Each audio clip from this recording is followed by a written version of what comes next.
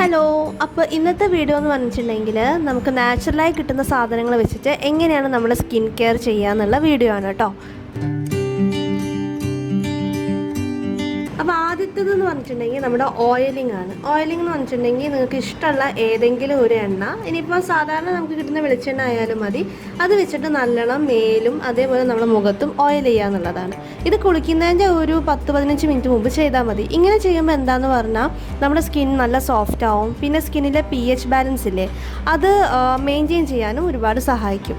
അപ്പോൾ ഇതുപോലെ നമ്മൾ കുളിക്കുന്നതിൻ്റെ ഒരു 15 മിനിറ്റ് മുമ്പ് നല്ലോണം ഫേസിലും ബോഡിയിലും അപ്ലൈ ചെയ്യുക. എന്നിട്ട് സാധാരണ നമ്മൾ എങ്ങനെ കുളിക്കണം അതേപോലെ തന്നെ കുളിക്കുക കേട്ടോ.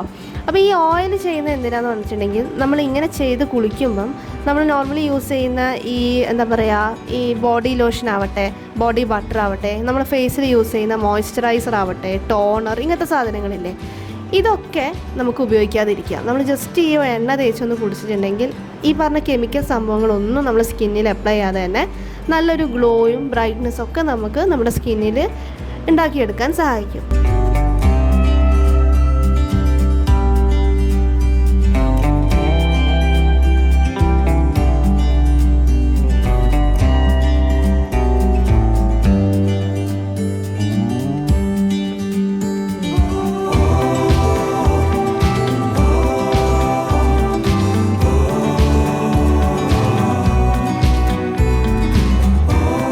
അടുത്തത് നമ്മുടെ ചെറുപയറാണ് കേട്ടോ.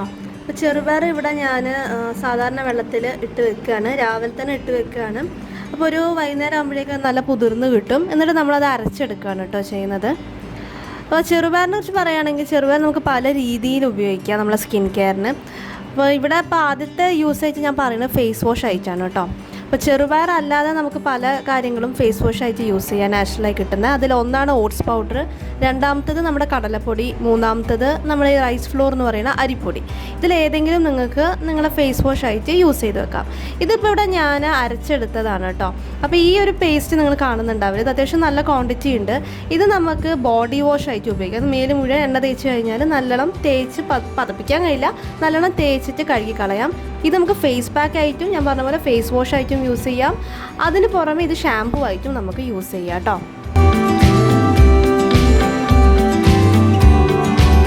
ഇത് നമ്മൾ ചെറുപയർ ഡ്രൈ ആയിട്ട് പൊടിച്ച് വെച്ചതാണ്. നിങ്ങൾക്ക് ഇതേമാതിരി വെള്ളത്തിലിടാതെ ജസ്റ്റ് ചെറുപയർ എടുത്ത് നല്ലോണം ഒന്ന് പൊടിച്ച് കഴിഞ്ഞിട്ടുണ്ടെങ്കിൽ ഇങ്ങനത്തെ ഒരു പരുവത്തിൽ കിട്ടും. ഇത് നിങ്ങൾക്ക് കുറച്ച് കാലം ഒരു പെട്ടിയിലിട്ടിട്ട് ഇങ്ങനെ സൂക്ഷിച്ച് വെക്കാം. നമുക്ക് ആവശ്യമുള്ളപ്പം ഫേസ് വാഷ് ആയിട്ട് ഇത് യൂസ് ചെയ്യാം. ജസ്റ്റ് ഒന്ന് വെള്ളത്തിലൊന്ന് ജസ്റ്റ് ഒന്ന് മിക്സ് ചെയ്തിട്ട് സാധാരണ ഫേസ് വാഷ് എങ്ങനെ നമ്മൾ യൂസ് ചെയ്യണേ അതേപോലെ നമുക്ക് ചെയ്ത് വെക്കാം.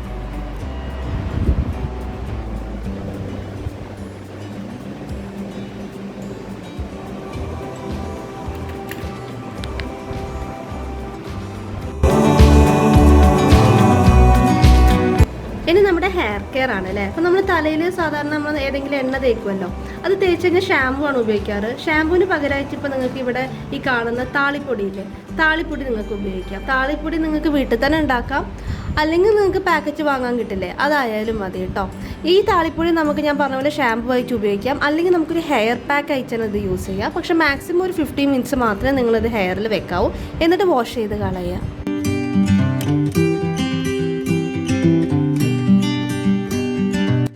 അടുത്തത് നമ്മൾ സാധാരണ എന്താ ചെയ്യാറ്, കണ്ടീഷണർ ഉപയോഗിക്കും അല്ലേ. ഷാമ്പു ഉപയോഗിച്ച് കഴിഞ്ഞാൽ നമുക്ക് നാച്ചുറലായി കിട്ടുന്ന സാധനങ്ങൾ വെച്ച് ഏറ്റവും ബെസ്റ്റ് കണ്ടീഷണർ എന്ന് പറയുന്നത് നമ്മുടെ തൈരാണ്. അപ്പം ഇതിൽ ഞാൻ പുളിയുള്ള തൈര് തന്നെയാണ് കേട്ടോ എടുത്തിരിക്കുന്നത്. അപ്പോൾ തൈര് ഇതേപോലെ തന്നെ നമ്മൾ ഷാമ്പു ചെയ്തതിന് ശേഷം ജസ്റ്റ് ഒന്ന് ഒരു 10 മിനിറ്റ് പിടിപ്പിക്കുക, എന്നിട്ട് കഴുകി കളയുക.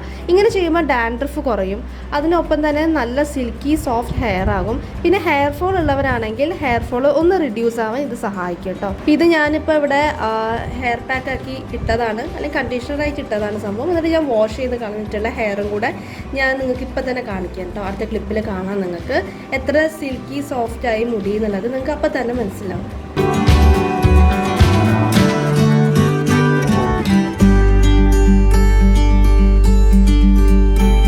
അപ്പോൾ ഇതായിരുന്നു ഇന്നത്തെ നമ്മുടെ നാച്ചുറൽ സ്കിൻ കെയർ വീഡിയോ. ഇഷ്ടമായിട്ടുണ്ടെങ്കിൽ നിങ്ങൾ തീർച്ചയായിട്ടും ലൈക്ക് ചെയ്യുക, ഷെയർ ചെയ്യുക, പിന്നെ സബ്സ്ക്രൈബ് ചെയ്യാൻ വിട്ടുവെച്ചിട്ടുണ്ടെങ്കിൽ തീർച്ചയായും സബ്സ്ക്രൈബ് ചെയ്യുക കേട്ടോ. So by.